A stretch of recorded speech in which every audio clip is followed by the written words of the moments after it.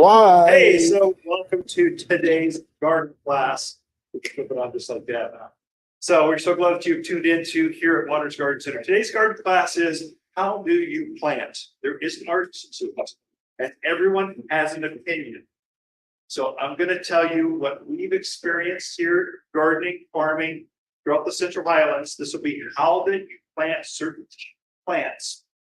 I don't care where you're at. So whether it's Portage Junction, Mayor Humboldt, Dewey, to Chino Valley, Paulding, to Prescott Valley, and all the surrounding hillsides, it's kind of the same planting technique. So we're going to go over that, and then I thought I'd show you. We've got enough plants in now. Show you the different kinds of plants. How you really want to strategize certain plants like evergreens. You really need to be more on board. You need to be more accurate with that, because if you get it wrong, they will die. Now you have this big $200 plant. You watch it slowly fade over the next 18 months. That is like torture for gardeners. I just don't want that for you or my plants. I really don't want it for my plants or for you. So we're going to get you where at least you're making less mistakes. That's the goal. We're going to do that all in about 15 minutes or less. We'll have time for Q&A. It's a small enough class, so that it keeps coming in. Welcome, folks. Glad you're here. Glad you're tuned in. If you have a front row seat, here. Okay, so let's get the net over right away. So we have Phoenix. We call it the great state of Maricopa. Okay, they control the entire state, and it irritates us since I was a kid. Doggone it, Phoenix decided how it's for us already. But and who lives 10 miles from the sun? Come on, it's 100 degrees out at midnight. You gotta be kidding me. So they garden differently down there, but they have all the media outlets. And so all the news is broadcast up here, and sometimes they pollute or what we should be doing. That, and you put a few box stores in here, and their buyer goes, I got 50 stores, send 20 of those to all of them. And I'm telling you, you can't grow citrus up here. You'll find avocados in Costco. You're going to find them. You're going to find desert varieties of plants here that you're welcome to buy. Be very careful, because they may or may not grow up here. Probably they won't grow up here. First of all, don't buy a plant that's in a warehouse and take it outside and put it in your yard and expect it to thrive. That is not going to happen. It's just not going to happen. So just be careful. One myth they really get us with is they go, let's put everything into a divot. That is, so we got soil level. We want to put it in a slight hole so we can rain harvest. You may have heard this. Whatever you do, for the love of gardening at this altitude, don't do that. You will kill the plant. So you want to be, when you get done planting, let's just take a plant. Let's take the plant is waking up. There's no stopping this thing. It woke up a couple weeks ago, and it is just leafing out. And within 2-3 weeks, it will be covered in yellow flowers, kind of quarter-size yellow flowers called potilla. If you're from the Midwest, call it potentella. A potilla, because we don't pronounce the 2 L's here in Arizona. Okay, that's a Spanish thing. It gets up about knee high, cute little ball. The beauty with this is animals don't eat it. It's cute, blooms a long time, takes full sun, wind, yucky soil, and it's just a good little plant for here. This plant does not like to be in wet feet. So if you put it in heavy clay soil and surround it by mucky, yuck, wet stuff, it's going to drown, or it won't bloom, or it turns yellow, or it stunts. It does a whole bunch of stuff to it. When you plant this, you see that on camera, okay? Yeah, good. No, that's better. That's better. Let's see if I can pull everything. Okay, particularly the trees, okay? So with this, make sure this soil you see here, make sure you don't put dirt on top of that. That is supposed to be exposed. That's meant to breathe. Plants give off oxygen through their foliage, but they take in or need oxygen at their roots. So if you take all those air pockets in the soil and fill them up with water molecules, you've got what we call root rot. You're more likely to kill plants here at this altitude with overwatering, root rot, than you are with, oh, I forgot. I went on that Panama cruise for a month and came back and things haven't been watered for a month and they died. You're more likely to overwater. the valve stuck on and I was watering too often. And the time that you kill plants is in March and August and September. Because those are our wet cycles. Those are our wet. Right now, you'll see we get some snows, and they're heavy, wet snows in March. It's classic. Happens every year. It's not a surprise. Always does it. And then they slowly melt because it's warm, but it's not quite warm. So it takes a few days, and all the roots are sitting in water for a week and a half. And they don't wake up, or they'll wake up real quick and then they die for like a warm day in May, they just fade. Those are all indications of overwatering or root rot. Okay. The other one is we get a wet cycle starting July sometime. So it's what we call it the monsoon. If you're new to here, you'll hear that term all the time in late summer through early fall. Well, you've been watering like crazy in June. It's hot, dry. It's like 92, which is hot to us, not hot down in other places. That's hot to us. You'll adapt to you Phoenix folks. Soon you'll say, oh my gosh, I can't believe it's above 89 degrees. It's so hot. Well, you'll be watering your plants more in June just to get them through. Just get your plants through. Just have to have them live. Because the monsoons are coming, usually July 4th. You'll see the cloud cover there. Afternoon rains every once in a while. Well, if you keep that same water cycle in June with some afternoon rains, 1 or 2 per week, all of a sudden you get root rot starting August and September. So we tend to overwater. So we'll see plant fading. And the indication is going to be it was beautiful greening. It was in bloom. It was setting fruits. It had more flowers. It had a fragrance. And it started to get yellow. Started to drop some leaves. The leaves might even turn brown a touch. You're going, oh my gosh, it needs more water. So you double down the damage and you give it even more, and then it just fades and it collapses on you. That's really your evergreens. We'll show you what the ones that are really prone to that, they'll just die all of a sudden. They go from green, beautiful, Arizona blues to brown and dropping needles like that, like in a week.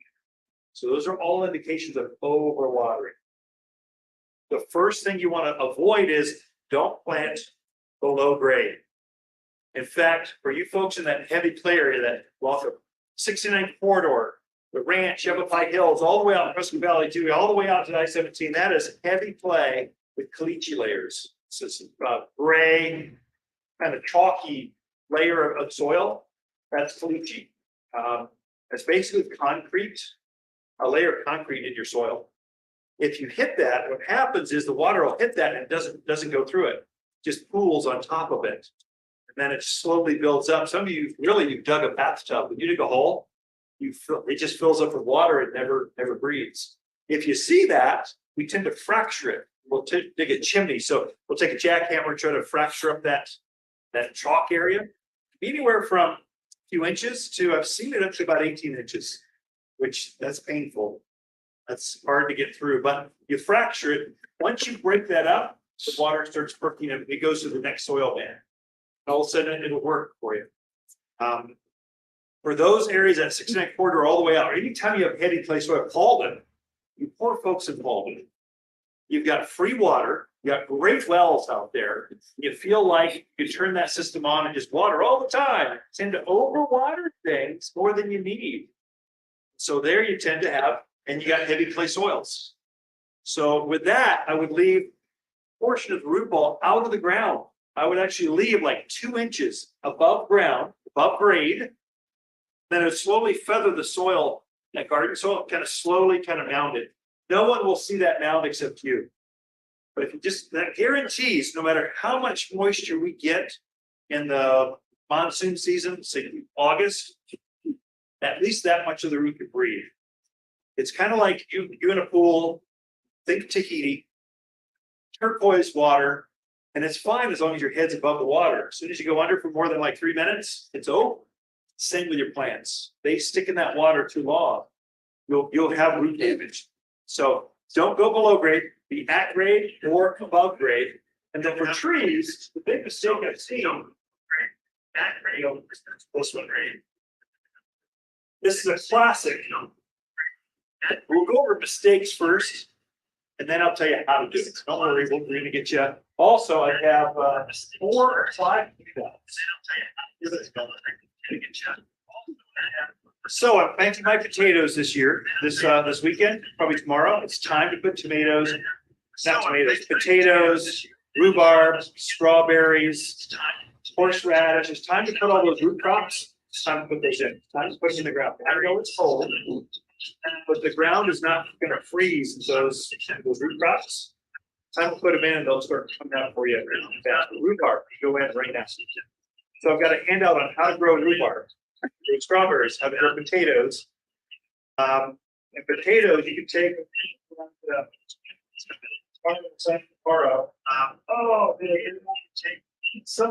of you took it already. No, there it is. Purple potatoes. You can go gourmet, different. You can grow the Yukons, regular red potatoes. You can also fly. You can't get these. You've got to grow them yourself. They're healthier for you. They're beautiful. You want to wow your grandkids? Pop out a purple potato, and they are like, "What? You're the man." You're right. I am. Are these? This is super easy to plant. So you take these, put them in the bottom of a bucket, backfill with potting soil as that vine comes out. Just backfill. The taller you can make that vine, the taller you can get that soil up over that vine. Up and down that vine, you'll have dozens of potatoes. So many you can't use them all. It can be that easy. So I put a handout together to show you how I do that with my own gardens. You'll have that handout. That's of interest to you. And then also how to plant, have that one too. And how to water. You got to go both. How do you water? How do you plant? That's today's class. But I've got that plus rhubarb, potatoes, strawberries. Maybe there's one other I forget. I'll email that to you here shortly. It'll be a link PDF where you can just download it, store it how you want. So you can open it up on your phone, your tablet, wherever you want. Okay, so that's coming to you for today's class, but only if I have your email. So take this. It's not going to everyone. It's only going to the 15 people here. So whoever's here, plus online. Online, you've got the links right there to in the chat area. To the right, you're down. They're up already, right, Ken? Yeah. Putting them up right now. Yeah. They'll be up there in a second, so you can download those at your convenience. Okay. Okay. Another right here.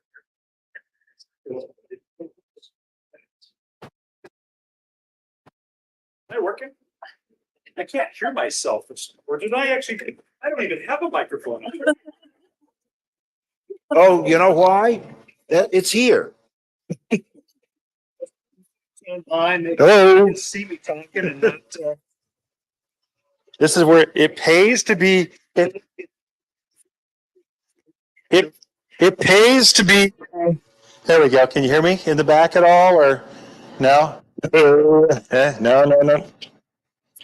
I got a blue button. Okay. Da. We had this problem last week. Let's see if we get this going. Maybe this. Test. I have no idea. Oh, I think I'm plugged back in. Maybe power. Testing 1, 2, 3. Test. I have no idea. Let's make sure the power's on here. It is testing. So I've got power to here. Hey, folks, technical difficulties. Testing. And then they can hear us online. Okay. My voice carries all right. Just what's in mind.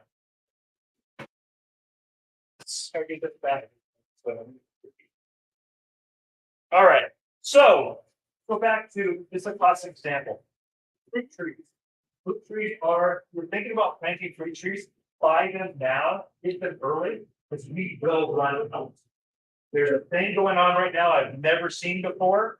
We're trying to up our game on tomatoes, vegetable root crop right now. The demand is so strong.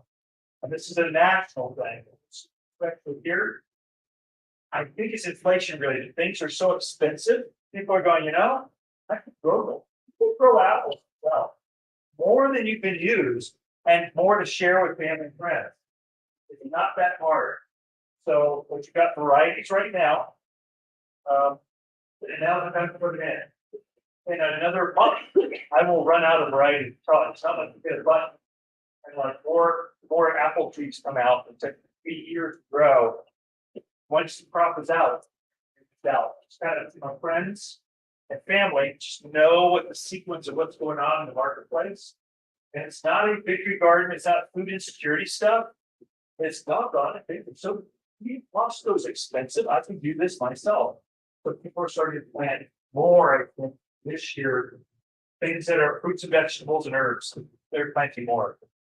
This is a graded cocktail tree. So you hear the word cocktail, what that means is one plant can have 2, 3, 4 varieties coming off that same one tree. This is a honey twisted apple that we started as a whip, as a starter. As it grew, we braided the thing together for a few years, and now you get this braided apple tree. This is something I guarantee you're only going to find your water gardens. I'm guaranteed. I've got maybe 10 of them, 12 or so over there. They're gone. There aren't any more. It took years to go in this one. But they're made to cross-pollinate each other. And the beauty of cocktail trees, the honey crisp apples, half the tree will come off, it will be ripe at one point. And the other half will come a little bit later. So you're not dumped on with an entire tree of, like, you need 6 bushels of fruit all at once. This divides it up into a couple, divides up into kind of a sneaky deal. This is with honey gold and honey crisp. One's a real sweet, one's a honey crisp, kind of a tart sweet. And so they bloom at the same time, they pollinate each other. And for the smaller lots, now you got one tree. The pollinate, instead of having, you don't have room for 5 trees out back there. So you don't have room for that many. Now you have one off the patio. So that's what this is. Yes. It's ready to fruit this year. It's ready to fruit. These are all living. That's about to blow another week or two to get low. Here's the lesson. Hold on, come back. Oh, it's how to plant, not about the plants, not how to plant. So the big mistake I find with this should be exposed when you're all done. Don't put dirt on top of this. Everyone seems to want to bury the grass. They want to put it like underneath this much soil. And that builds too much. Soil on top, this has got 2 bracts. They get a clone of the perfect honey crisp, the perfect honey gold. We graft them onto a hardy rootstock that takes clay soil. We're getting a certain kind of roots that grows better in this area than alkaline clay. Grafting the desired fruit. We've grown it for several years. This graft, you get dirt on that, you will get graft rot, ground rot. You just get this whole bark will start rotting off. It's like you put your arm in a bathtub for a week. What's going to happen to your skin? The same exact thing happens to the bark. So don't let soil, don't let dirt get on top of that. This is intolerant. That's really important for berries like blackberries, raspberries. They don't like any soil. You can touch them. They don't like to look at soil or they'll die of it. So if you just leave them open, they're like, oh, let's just grow. We'll have like basketfuls of berries. It's just kind of something I've seen on the stage and some folks make. Okay. That being said, there's one that you can do that with, actually 2. The deeper you plant a grape, the better.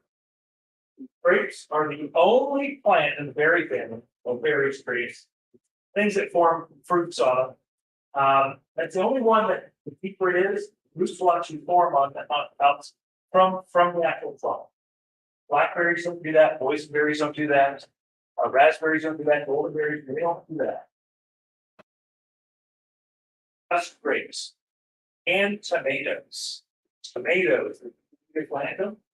The more all those hairs that are up and down the tomato vine, those turn into roots. Those can only do everything else you can expose. And emphasize it about. If you're in ready clay soil, I would leave a portion of the root ball out of the ground and then feather that out. Put my irrigation on top of that, or put my water well around that. Guarantee that at least that much of the roots can breathe. As you get closer and closer to granite mountain, it becomes real granite, crushed granite. It's almost like sand. Like there's no nutritional layer. It's all granite, sand. The water just goes whoops right through it. Less of a problem out there. So but everywhere else in the county, clay soils. It's kind of like many times we'll ask you, oh, so where's your house at? We're trying to gauge what kind of soil you have. We literally, and we're trying to help guide you in the right direction. So, questions on that? Got it? So, funky tree, Greek cocktail, you know what that is. We got more single varieties. We've got straight honey crisp and goldens, all the separate trees. And they needed to be within eye shot of each other so the bees can travel. And they'll pollinate those plants for you. Bees are not very smart. If they can see it, they'll pollinate it. If you put a barn or a shed or a house in between, they kind of go, I don't know. I can't help. As long as we're within eye shot, even a neighbor across the way, they'll pollinate. Or it's right next to each other. You're golden. Okay. Also, too, fruit trees. That's a lot of fruit trees. Make sure you stake your trees, especially trees that form fruits. So this is going to be a good 20-foot tree that'll hold 200-300 pounds of apples. If you put that's weight, put 2 full-size grown men on top of that tree, called apples, and it's leaning. Literally, I've seen trees fall out of the ground. So you want to make sure that weight of it, that scaffolding, the structure straight up and down that trunk, balance. So that when it does load up with fruit, it's not going to break on it or fall. I've seen that so many times. Just make sure they're straight. Shade trees or big evergreens. The reason that we'll stake, let's say this tree, this is the number one selling evergreen. Native Arizona cypress. I'll put this on the table. It's Arizona cypress. And so the reason that we'll stake evergreens, spruce, pine, fir, junipers, all the evergreens, the conifers, they can put on needles. The reason we're staking those, first of all, this one grows so fast, just literally will grow 2-3 feet a year straight up. We're going to get it to bend over and kind of do a little weed. The wood's kind of soft. Well, here, then it turns up. Like Theodore Cedars, with the fastest growing of all of the evergreens. It's huge, 80-foot tree by 25-foot wide. It's way over there. You grows really fast. You want to stake it so that as that tree, as that top grows. But mainly the reason you're staking evergreens is the March heavy wet snows. So snow will come in and they just weigh a lot. And you'll load up 200-300 pounds of snow on top of this thing. We had 2 weeks ago, close to a foot of snow, depending on where you were at. That was heavy. Mary, my back still feels 2 acres of shoveling snow after that. The reason we're doing that is this is not stake. It's that much snow, it'll literally just lay over the ground. Yeah, you can profit that. Why do that? Just stake it. You don't have to stake it anyway, just stake it for just a year. That should be enough to keep it straight up and down. Spruce trees, they got a heavy root ball, very stiff upright structure to it. They don't need it against the wind. They can protect it, but it's the snow. The snow starts to root out. You load it up with snow, and it'll just shift in its root ball, shift over like this, and all those new root hairs you were forming, they all just grow. So you're starting from going back to zero again. Simply staked it, you'd have a year advance. So just have seen it over and over and over. My friends, next step, we're just neighbors talking about the back fence. Here's some things I've seen that I don't want for you. So it won't kill the tree by any means. You're just gonna set it back up, start over again. Well, want roots, know about roots here. So if I start over, anyway, this is Arizona. Another quick lesson. I brought this. You only really see it side by side. This is an Arizona cypress. This is an alligator juniper. many times they look the same. So if you're looking down a forest, you're going, oh, that's a juniper. No, it's probably an Arizona cypress. Or you see an Arizona cypress, you're going, no, it's an alligator juniper. There's two types of junipers that are native here. One's called shaggy bark. It's got this bark kind of fills off, has a cedar kind of look to it. The other one is alligator juniper. It's got this alligator real bark to me. It looks like an alligator's back. That's the difference between the two. They grow very similarly. You're talking every bit of 20 feet tall by 12 feet wide. They're thick. They look thin here. They're going to be solid, like you can't see. Read that. And then they're both native. So get them up to size, and I would not water them again. Just like maybe fertilize them once a year to color up. That's it. And then if you're going to kill either one of these, it'll be from water. These are native drought hardy plants over here. They just brought them side by side. Also junipers, they get a bad rap. Let me help. Let me help her out. The males are a problem. They talk back to you, they're belligerent, they throw pollen everywhere. They kick the dog sometimes. The males are the problem. They're the ones who give you the allergies. The females don't. They don't have any pollen on. So they're the ones that put the berries on. So if you see an evergreen with berries, you know, oh, that's a female. They're the only ones. Males don't do that. The males right now are turning yellow. They're getting ready. And he's going to explode the pollen, and he's going to try to pollinate every female on that mountainside. And he's going to go for all at once. So it almost looks like this tree exploded. Literally, it's sort of boom. On a morning, spring morning, it just goes yellow. And if you've got juniper allergies, it's all over for you. There's no one juniper plant's going to make no difference. But if you're planting junipers, they're very hardy, they're native, they adapt really well, but it eats them. There's a lot going on for them. Plant the peanuts. Because they are the problems. Okay, so and that's all you're going to find here. One is herbs that are cuttings, not from seed. So we only want the prettiest. Well, also they're more voluptuous, they're fuller, they're thick, they look better. Get better sheen, color tone. The female plants are better plants. They're desirable. We don't want the males. Or you really get out. You kind of just to give them a break. Everyone goes out. I've got allergies. Well, sorry. Can't help it. Okay. So don't worry. Now let's just go right to how I plant. How do I dig a hole? How big? How wide? How much mulch? What do I need? And let's pick this pine tree. This is a Vanderwolf pine. It's a very short white one. It adapts really well there. Gets up to maybe mid-teens.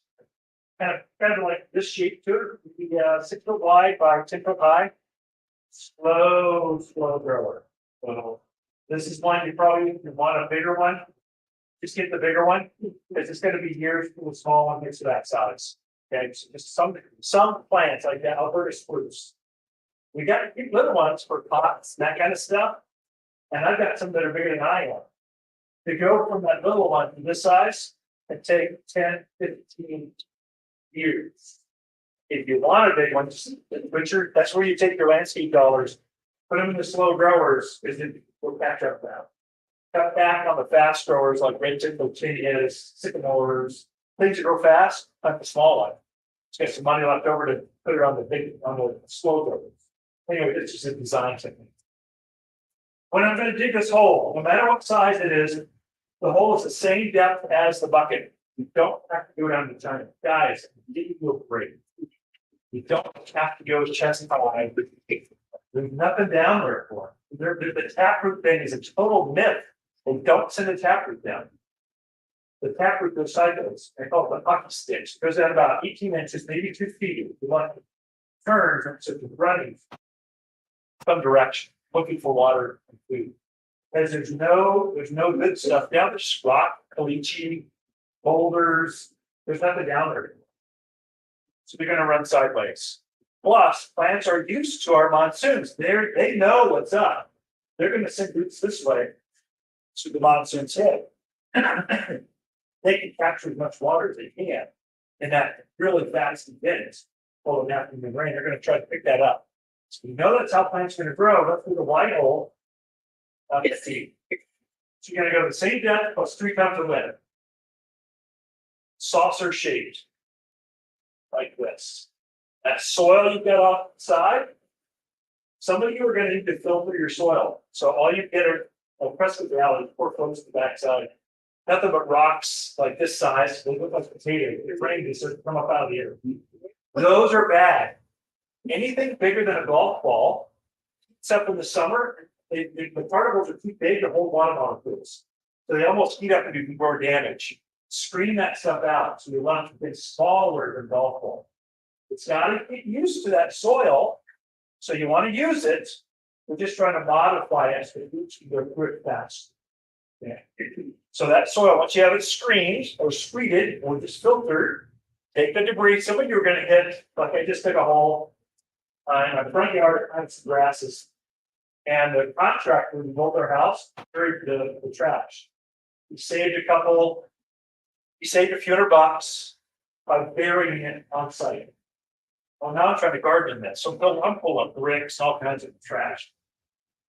That's not good for plants. Get rid of that stuff. So you never know what you're going to hit down there. Filter it, then you want to mix about 25. Where is it? Right here. So premium mulch. This is a product we harvest up in the White Mountains. An old sawmill. We're taking those old saw tailings and we're screening it down a 1/4 inch minus. It's real fine compost. Basically, it's composted wood products. Okay, it's made to keep that dirt from compacting. It's trying to change the structure of the dirt of the soil so it doesn't compact back down, so the roots can get through it faster. If you were to take that clay soil and just use it straight around the roots, the second you watered it one time, it would convert back to its original like clay-like brick state. Roots are gonna have a hard time. They're gonna freak out. That's what they're gonna do. If you can add some compost or mulch, that's going to keep the soil from compactness, keeps it fluffier, okay, so the roots can go through it. So peat's good. Peat moss is great. Not too acidic. It's acidic. It's good. Yeah, it's good. Peat moss. The problem with peat moss. So I love my Midwest, northern Midwest folks. Once peat moss dries out, you can't get it wet again. It's so difficult to get rehydrated. Whereas this is probably a better product because it hydrates and stays. It doesn't dry out as easy. So we kind of lean towards this. About 25% mulch to your native soil, or about 1 shovel's mulch to 3 shovels of native soil.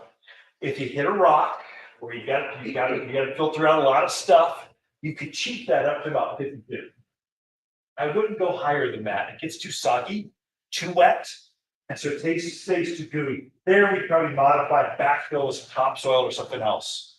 Save it mostly, take your hole out, add about 25%, blend that together, use that to backfill around the root ball, and that just pack it down. Don't let air pockets settle around the root balls. You want to pack it like the bigger the man, the bigger the shoes, the more the weight, the better. And then water it. That water's going to hike. Water's really heavy, so it'll help it to settle and kind of make sure that everything's at soil level or a little above. That's a theme here. So, okay, I'm all done. The big mistake I find people make with this, they don't blend it. They layer it. Oh, I'll take some mulch through here, some other, and just don't do that. Roots do not like different soils. They don't want to go, they want to see the same all the time. And so if you got layers of rock and soil and mulch, those roots they're gonna go wiki on you. So let a garden turn. But anyway, don't do that. Blend it, backfill with the blended material. Okay. So when I'm all done, I'm gonna take a food, all-purpose food or berry food, just take a good organic food. I'm gonna sprinkle that on top. The question always comes up, we'll discover it. Well, can I blend it into the soil while I'm doing the mulch? Yes, you can do that. I am the shortcut king. I'm into speed. So I just blend it, go, and I just put this on top. Either way works, doesn't matter. just get some food on there. Your soil does not have nutritional value. You're not in Wisconsin anymore. There is no 8-foot topsoil. There might be millimeters, and then your contractor took that backhoe, just scraping off the side, and said, "There's not a value." And they put your footers in your driveway, and they put your house in, and then they put plastic over it to make sure, or fabric, and covered it in rock, so nothing will ever grow there again. There will be no worms, there'll be no mycorrhiza, no living beneficial thing. If you add some compost in there, it naturally starts to attract the worms, naturally builds up the mycorrhizal elements, beneficial things that attach themselves to the roots. And there's a whole, we go into the botany of the whole thing, but it's good for it. That will revigorate the soil. Then I'll water it in, real deep.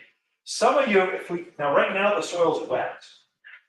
In summer, a little trick that I do, if I'm getting real dry soil, so what happens is the surrounding soil will actually absorb, will actually wick away the water from the root ball to try to rehydrate. So if you know that's what the soil's going to do, if it's real dry and crusty, you'll know because you're digging a hole going, man, this is hard, my gosh. Right now the shovels go right through it like butter. You don't hit a rock. But it's pretty easy digging, pretty easy planting. In June, that's a different story. A couple months, things dry out, it get harder. So if I dig my hole, I'll fill it with water before I even put any mulch, any roots, anything. I'll just put some water in it. Just what I'm trying to do is hydrate surrounding soil, so it's less likely to take away moisture from my root ball. Little insider tip that really help you. That's because it's a dry climate. That's a little trick that can really up your game in summer. We plant here in summer. Phoenix, they don't. It's too hot. Here we do. It's pretty nice. I know it's 92, but that's not hot. It's good. We plant in winter here. January, February. We're planting 12 months out of the year. It's that much. That's why we leave. Because it's mild. It's 4 seasons, but it's not crazy any one season. So you can plant any time of year. Okay. When I water this in, it is going to freak out. It's going to go into transplant shock. I don't care what you do. It's used to this, and you just introduce it to your backyard, all this soil. That is not nice dirt out there. So it's going to take a product called Root and Grow. This is a compost tea. It looks like maple syrup. You mix it with water, so it's 3 tablespoons in a gallon of water. And usually I'll have this mixed up in my watering can before I even start. So I'll water it all in, and then at the very end, I'll take this and just water it in. These happy thoughts. Come on, grow, baby, grow. And then this will help it with creating that shot. I'll use this every 2 weeks until I see the plant stabilized. Oh, it's growing. It's now blooming. You can tell it's happening. Enough. I am such a gardener. You can stop doing this. So once you see it growing, okay, you probably will never need this again. That's when the food will take over and kind of feed over the next 3 months. Okay. Also, don't use synthetic foods. I mean, we don't need to introduce petroleum products into our surrounding soils. It flushes too quick. They take away, they shoo away positives. Worms don't like chemicals. They don't like synthetic fertilizer. They like organic fertilizers. So introduce those. Plus, we're all drinking groundwater.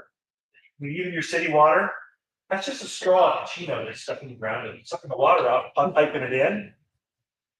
We don't want to pollute our water table. So synthetics are too water soluble, they get down the water table.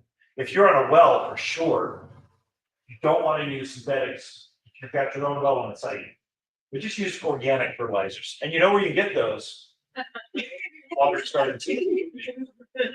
Anyway, that's not a plan. I would stake trees and evergreens. I would stake those. I'd put a stake on either side. So we have this stake on here. This is not good. This is only to get it from the farm to your house. It's meant to be taken off. Okay?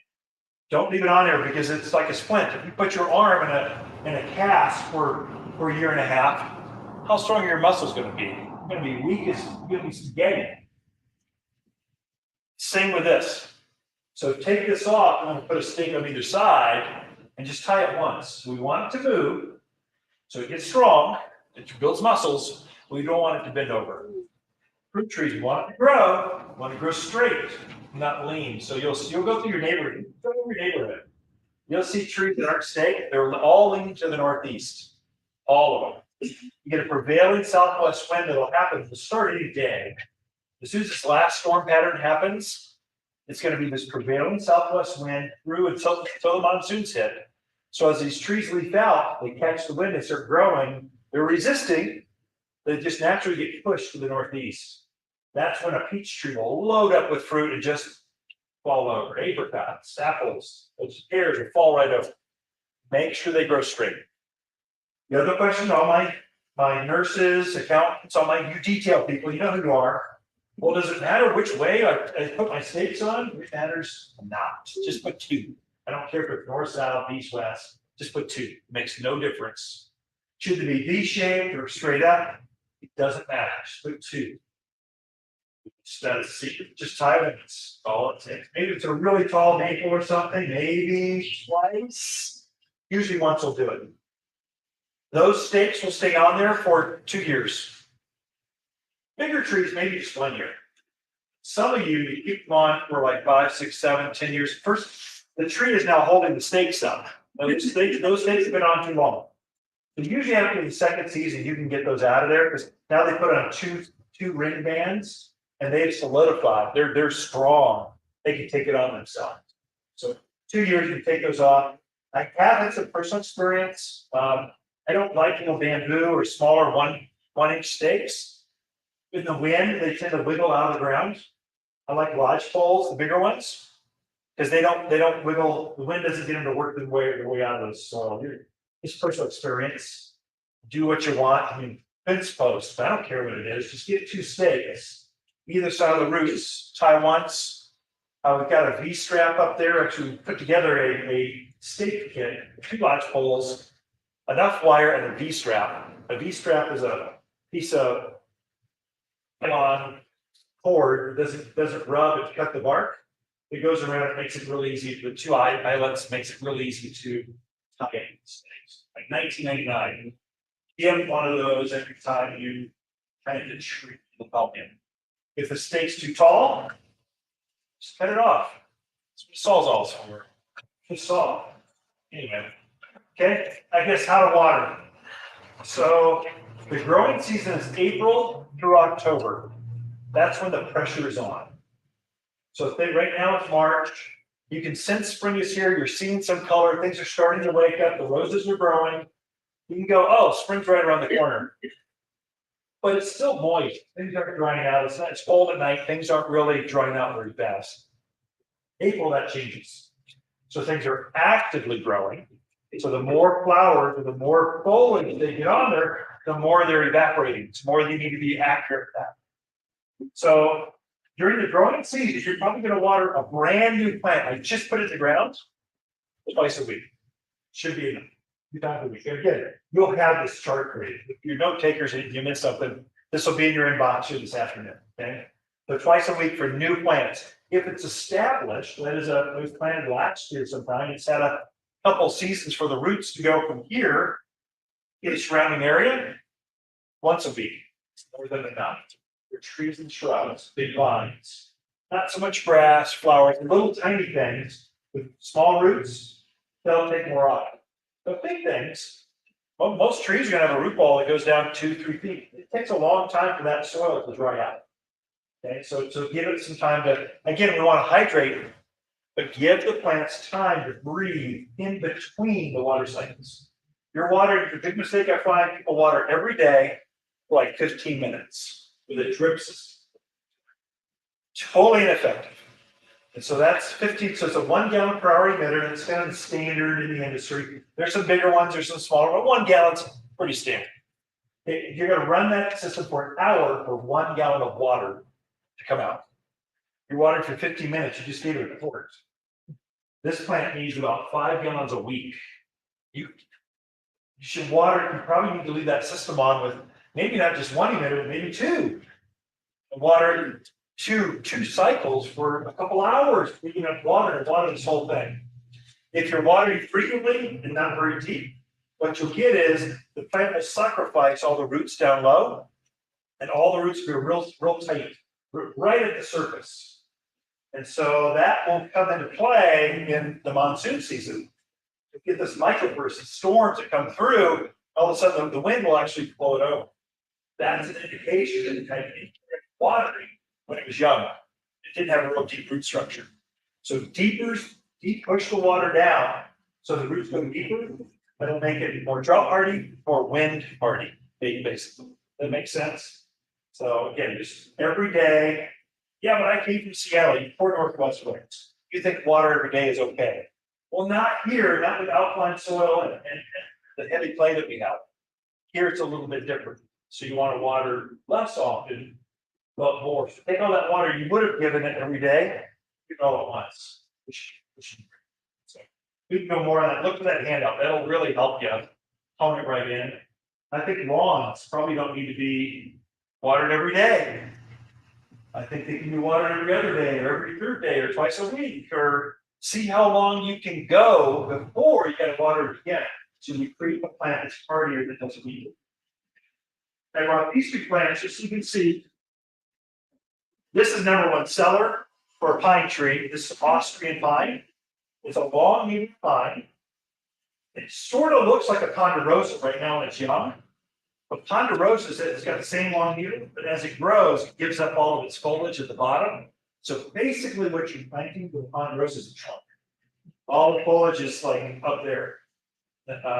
Ostriches hold their foliage right down to the ground. So they're much more shapely for a landscape. They look better for most landscapes. This is the preferred, and it's hardier. It doesn't get bark beetle, tip board, some of the other issues that ponderosas get. This one doesn't get that as much. So a better one. But you can see blue. This is real soft. This is Vanderwolf pine. If you look closely at it, it's got blue needles on the top, white on the bottom. So it almost has this two-tone kind of look to it. Real soft. This thing is just bristly. It wants to poke you, just walk by it and it's poke you. So it's got a real thick, rigid, but both of them. You're gonna kill these evergreens. You're gonna kill them. Why? The soil doesn't perk. Perk and drainage. Perk. So in the mountains we call it perk, but it's drainage. It's a soil drain. If you're not sure and you've dug a hole, test it. If you fill that hole up with water in the morning and it still has water sitting there in the afternoon, you do not have a planting hole. You can have to wash the dog in it. Because the plant's not going to grow with it. There, if you see that, we'll have to dig a chimney. We'll dig a portion of that root ball out and try to get to the next soil band. Once you reach that next soil, different type of texture, it all of a sudden starts perking. Or you've got a rock, a caliche layer sitting there that you can't quite see. The water's pooling, but just on top of that, yeah, take a bar, tack hammer to it, and all of a sudden it'll drain. And you folks up that Tucker Basin area, you got big boulders, big rock boulders. Sometimes there's a big rock shelf there, you don't see it. That water will pool on top of it. So if you need to test it, if you're not sure. Otherwise, you're gonna kill a plant. I know they're guaranteed for a couple of years. You plant with their mulch, they're guaranteed. Well, what a pain to have to go plant another one. You want to do this once. You don't want to do it. You're not planting for the guarantee. You're planting for success. That's what we're trying to do today. Well, this is for you, rubber trees. This is a lesson of basically know where you're planting this. So this is a Japanese maple. It's a red bark Japanese maple. It's a great plant. It grows really well here. If you look at the tags, it thrives in mountain soil, likes full sun and wind. Just not here. The tag lies. So that's when you want to verify roots so well. I would call this a shade, not a shade tree, but a plant that likes the shade. So this is not going to like any more than 6 hours of sun, or at most 6 hours or less. considered a shade lover. A sun lover is going to be 6 hours or more. That's full sun. At this altitude, the sun is more intense. It's not a full day. Half a day of it just flying. Lilacs is really well. Roses doing really well. They're full sun. This plant will burn on you. It will grow in full sun, just like the tag says. But you'll hate it. Because the leaves will be burned. It's like classic maple leaf. Spread bark and beautiful green foliage to it. It's really pretty contrast. If the leaves start browning out on you, just no amount of water brings it back. Always has this off look. I grow this exact plant on my north side of my house, 2.5-story house, in a pot in the shade. It's just there to dress up. This is a real tall house, so it's like too tall, but you're entertained. It's a classic mountain slope. You dug into the hillside, but it sure is pleasant in the summer out and back because it's shaded. And it's the north side, so you don't get that southwest wind always coming after the party. You can grill and barbecue and have fun and watch sunset and it's just pleasant. But it needs to be softened up. So I need some big things. This will take that shade, and it's not a big plant, and it gets up naturally mid-teens. I keep it trimmed down to about head height. They just don't let it grow.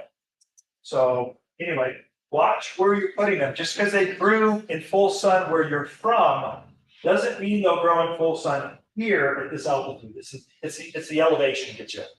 Okay. If you really want to do some homework, check our website out.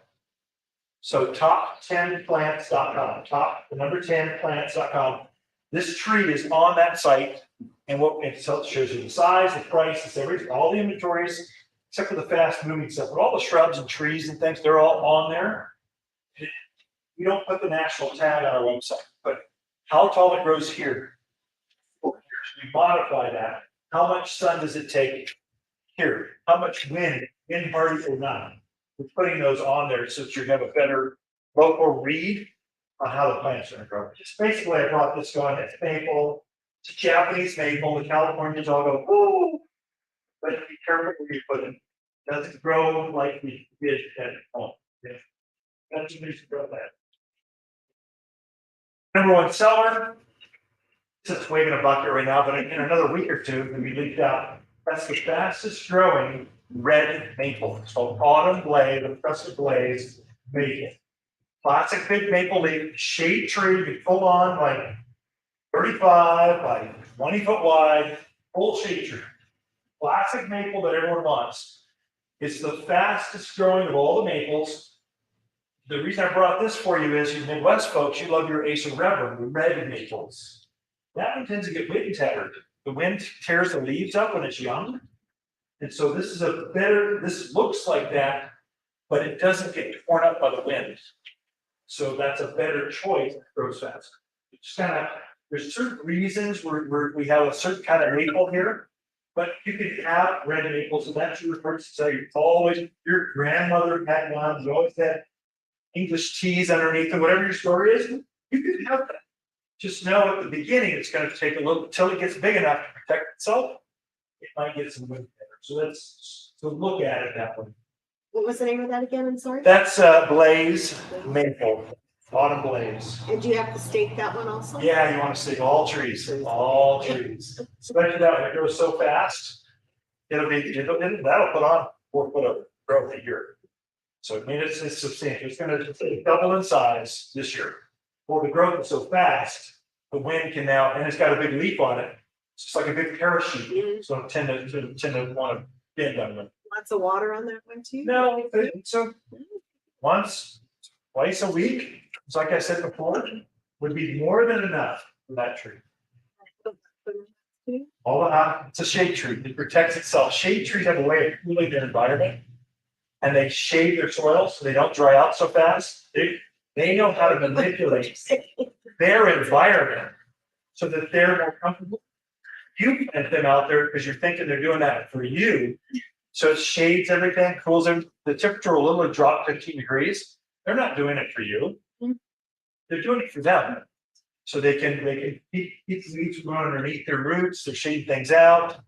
There's reason for plants there's a reason they're doing what they're doing. Is there another question over here? Yeah, how far away from a house do you plant that, like? Oh, that's a good question. So, Yeah, folks online, how far away do you plant plants? Seems like this week's been septic field. There must be a lot of septic out in the valley, all that area. There's a lot of septic fields. Oh, can I plant this right on top of my septic field? Oh, too bad. They're clogging everything up. So how close would I plant that?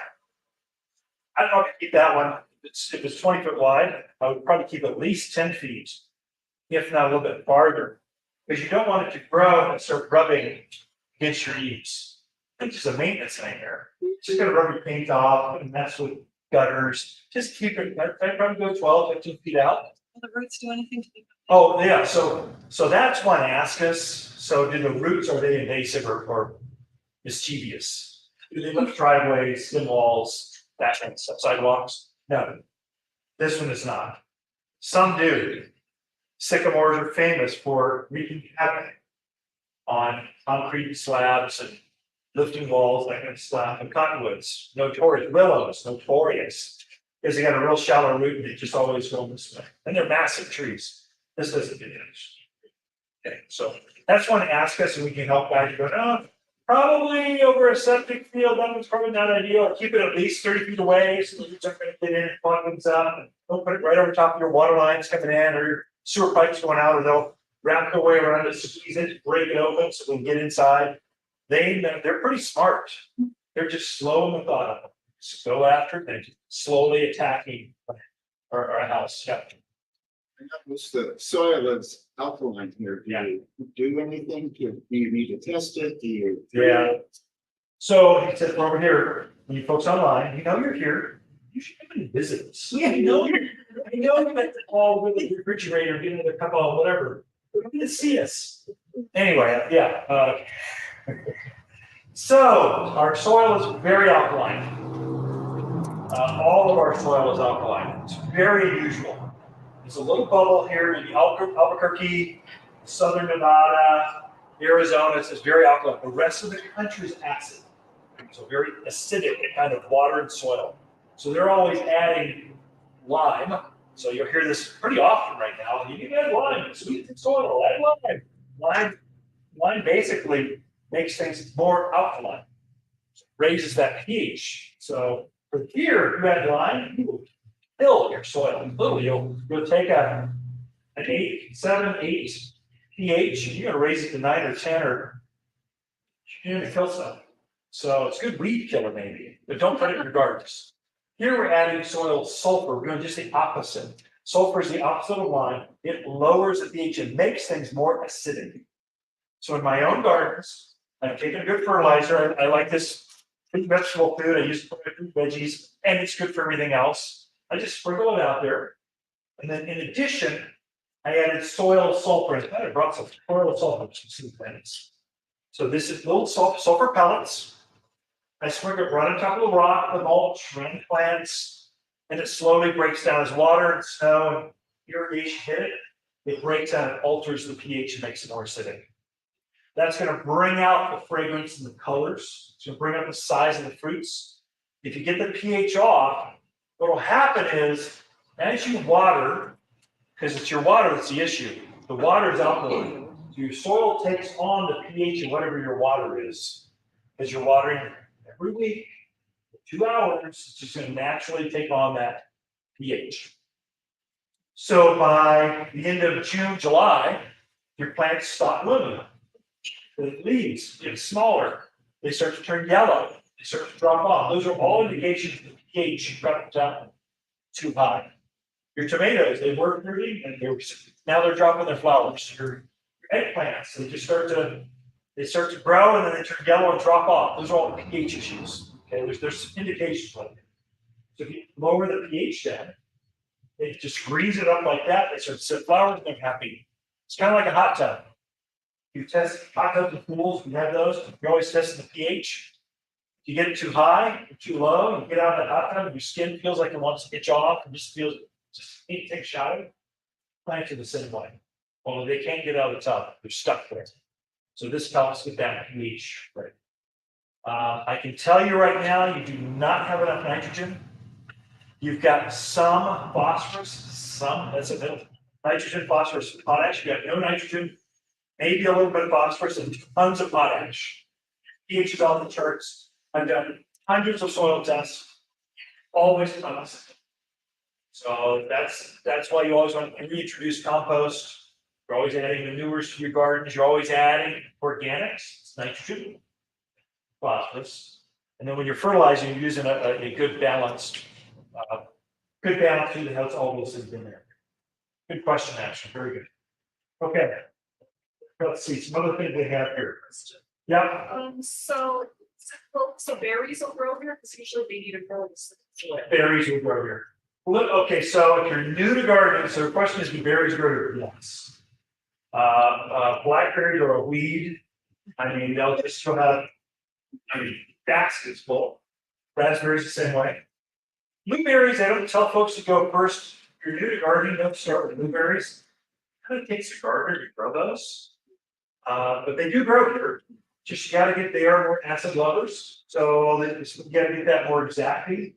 Whereas blackberry, you can just throw them in the ground and just grow, which is so easy. Gophers are a problem. Pocket gophers. We don't have moles. It's the East Coast thing. We have pocket gophers. So a tiny rat. Looks like a rat with pretty big buck teeth. They call it a pocket gopher because they dig holes underground and they get this flap of skin, pocket skin, they throw dirt into and they pull it around, they throw it out as mounds around the yard. Valley areas are like gopher heaven from basically Prescott Valley, Chino Valley, all the way to Skull Valley. That whole loop is just like gopher heaven. If you have gophers, they are bad. Underground rats, all southern toy, all rats deserve to die. Just get nice. You gotta go all marine. You go after them and take them over. If you do have gophers, these are gopher shields. This is a stainless steel mesh basket that you plant into in 1 gallon, 5 gallon, 50-gallon sizes. If you know you have gophers, just invest. These are very inexpensive. They don't rot and rust like chicken wire does. They stay there. The root, they cannot chew through it. Tight enough fence, tight enough mesh. They can't get through it. They can eat the roots once the roots go through the fabric, but that's okay. They can eat a little bit, eat the whole tree. Literally, gophers eat on a very established apple. And I thought, oh no, it's so old they can't it's fine. But by the time they got it done, it's like, where am I eating? See, underneath the tree on the other side, because they literally eat the bottom of this thing. I've seen large locusts just flow over in the wind because the gophers eat them. You don't want gophers, you want to get rid of them or to correct them. This is an easy way to deal with that. On a sidebar, I can show you how to actually go out and kill them. If you want to do that. That's brutal, but, and I'm not share that on camera because it's too brutal, but just use your gopher shield, it'll be better. So these are $20, like 3 of them, 5 different size. Okay, so just for the- yeah, if your plants are already established, you use traps. It's a way to kind of go out and so you're gonna have to go. Now, there's no way to do a trench.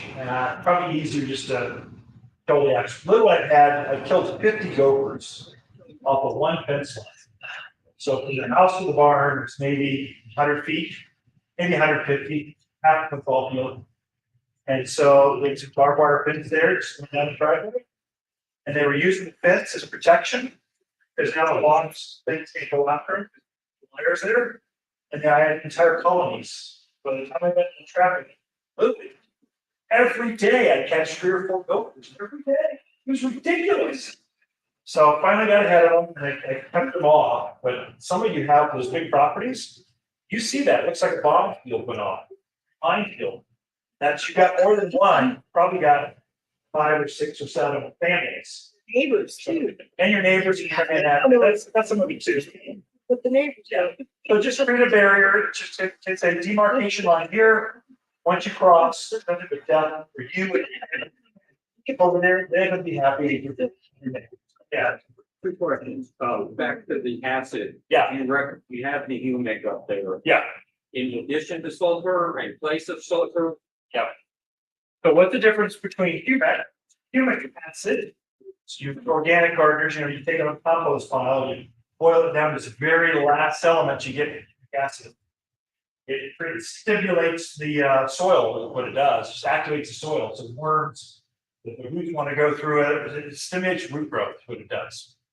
It can change the pH. This is really for stressed out plants or for new vegetable beds or starting a new lawn, new wildflowers. This is great stuff because it's gonna encourage roots. If you're just gonna fertilize the entire yard, I would say the food with soil sulfur is probably more consistent, easier, longer lasting. We actually sell more of this. We sell this 2 times a year. Right now, when all the seedlings are going in, as soon as we start wildflowers, you do a wildflower patch, now's the time. And then pray for more snow, that'd be perfect. And then we sell a lot of this, probably another 2, 3, 4 pallets in the summer, the monsoon start happening. Because plants have got really stressed, and people come in and going, my picture, my tree's all brown. What's got stress, got water stress, or heat stress, or you took that road trip on the RV too long and irrigation broke down, got off soft. You need to regrow roots of plant. That's from someone. So it's kind of the difference. This is only good. It cannot. This can only help. Cannot. One last question. yeah, switching back to the bluebirds. Do they need something like this over there, protect them from Yeah. the So sun? the blueberries need protection from sun, down the full sun. Full stars at night out there. I would say they need at least 6 hours of sun. Most plants don't need a shade fabric over them. That being said, I plant my rhubarb just underneath my juniper tree. And the reason I do that is not to protect the sun, south side, just underneath the canopy of a juniper, huge alligator bark juniper. I'm doing that for hail. The summer rains come and hail comes and it just shreds the foliage. It's terrible. And so they need those big pads. And rhubarb is a great big beautiful cane and the pad. Well, it's just shred. But kind of just underneath, so the foliage kind of protects it. So I'm using some strategies on certain plants. Hydrangeas I'll do that with. Big old leaves, they're so soft, like this beautiful flower, the monsoon rain comes in, some hail damage happens, and it eats them up. Cover doesn't kill the plant, but I planted it for this luxurious, soft, this beautiful plant. And now it looks all beat up and ripped. So anyway, no. I would say tomatoes could benefit from that, not because you're taking some of the sun off, the hail off. Yeah. Back to the deciduous trees, is what prevailing winds here is raft union orientation. Good question. Very good question. So he's saying trees. So all of our trees are grafted. Yes. So here you see. So this tree here. This question is. So a desirable tree is never started by seed. A seed gives you all kinds of variations of genetics. You never know. You got the ugly children, got the beautiful, my gosh, children, and everything in between. All we want are the beautiful ones in the yard. Okay? And you can control them. You do that by taking a graft. So you take out the perfect plant and cutting and graft around the root. So this has a graft down here. And you'll also see some of our trees have some band-aids on them. It's got a second graft, some of our trees have 3 or 4 grafts. That's a desirable thing, and controlling how this thing grows perfectly. We're trying to get the shape. So none of the tree never gets prettier. It only gets uglier and uglier and uglier. A beautiful tree just gets more beautiful as it grows. So that's why you do want to handpick your trees. Don't let your contractor do it. You want to approve or not approve trees. Everything else comes in matter. Trees. His question was, should the bottom main graft be oriented towards north, south, east, west, railing southwest? It doesn't matter. That makes 0 difference. Unless you want it to, and then you should point it towards the southeast. It doesn't matter. It doesn't matter. Helps you. It doesn't matter. Makes no difference. So, yeah. I just planted so many of these over the decades. They all seem to grow and it seems to be fine. That's a mature tree though. So we only sell like all of our fruit trees. They're all fruiting age. We don't bring whips. So if the graft had just been started, it probably makes a difference. But as it's mature, it's never gonna break. Yeah. Is a maintainer in the grade at the beginning, would you recommend drops covering like fruit tree and very good? So the question is, should we be covering plants? Because of course. I don't like covering plants. It's a pain. You do it every night. You can't keep it on during the day. You gotta pull it off. It's neat. It's on during the day. This is a process. It's not a fun process. So I'd say no. If you planted things that are used in the spring, so yeah, I've got my daffodils, they're up. They're about to bloom. In a couple of weeks, they'll be full bloom. I'm not covering these. They're pretty smart. They know they've got anything in them. If they know when to come up, they're going to sun. They know when to bloom. I wouldn't cover this.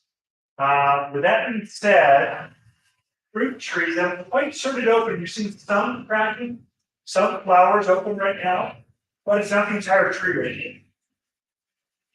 now. If frost comes and takes that flower, or let's say it's setting a fruit, let's say you got such a fruit, and that fruit freezes, it will drop on. So that we want to cover those to protect, take it edge. They haven't really bloomed a lot yet. If you lose a few flowers, I think that's good. It's as thin as the tree actually. And the core of the plant still is ready to open. So that being said, last year that like you're looking at in April, it went from it's beautiful, everything's the best thing ever. God, I think it was 18 or 18 in my house, like that. It killed every fruit. There was no surviving. So couldn't pick it enough. Because it just that was a fruit farm. So there I would say cover it, maybe it's a place. If you're planting tomatoes right now, I am going to plant a tomato tomorrow. My first one. It's already it's already at the stall. I have to do it. It's going to take over the kitchen. This is frost cover. If you are covering, make sure the material breathes. Do not use plastic. Plastic holds the cold in and does more damage than good. Breathable material. Sheets, quilt, and debris, throw out. Or just get some insulated cloth cover. My tomato in the plant, I'm not going to do the full garden. Just going to put one in, maybe two, we'll see. But I have a whole bunch of these called plant insulators. These are like little mini greenhouses that go over top of plants. So you fill it full of 2 cups of water, and they kind of make a little teepee over top of your plants. It warms up the soil, keeps the frost and snow. I actually had to snow my plants in the one. And then it warms up, keep them all warm. So you can cheat, go in early with summer plants with these. I do not on spinach, lettuce, things that are they like the cold. They're good. They need cold. The flavor is better in the cold. So they'll tend to bolt like broccoli. It'll bolt to turn to flowers if it gets too warm. It wants to be cold. We call it side garden. Okay, we're a minute 10 and so an hour 10. So many vegetable garden. I can have a little bit of university. That's just yeah, so she got gophers. She started a new vegetable with it, right? And she wants to know, how do I put a gopher? Should I go with above ground? Now, above ground tomatoes are great because you put chicken wire and double layer at the bottom. Now they can't get through it. So it's easy to control. So thank you for coming, y'all. You can take off whenever you want. We'll just Q&A stuff on the meeting. We'll get into it. We have one more question after this, something like that. It's easy to control, or you just kill off the gophers, gopher traps, you have the bait, you have the cat, different techniques. very So if you trap them, I'll shove them right back down the hole. Bury them. And some old rancher will say, oh, I was here all the rest of the way. They just sit there, and basically gets rid of the body, easily buries it. The whole right done. What'll happen is cats, coyotes, and dogs, can dig them up sometimes.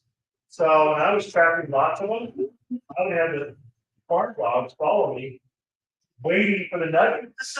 They're going to pay it. Oh, that's great. So they were never relaxed. So let's send them back in. So yeah, anyway. Yeah. He feeds the plants with the white bag. Yeah, so you feed them now. Yeah, Yes, right now. So what's gonna happen is, I mean, there's so much moisture yeah, that's what I was worried. that all the food that were there last fall, so the most important feed is in the fall. So the most important feed is in the fall. That's what's gonna help. Fruit trees, your lilacs, or those forsythias, you're using that food to bloom now. Now we've got all this. Any nutrient that was there has all been flushed out. Literally, your soil has nothing left. You're gonna have to replenish that if you want to keep things going. So I fertilized 3 main times. I've done it 4 for most of my yard. So if you think of holidays, think Easter. So it's spring, think 4th of July. This is when the monsoons come. If you fertilize right soon, whole another set of roses, whole another set of foliage on your tree, whole another grow out more. Most important feeding is fall, like Halloween. Okay, so that's fall feeding. Anything that moves in spring, you're going to need that. You don't evergreen, new dry. We'll have winter chlorosis with this yellowing.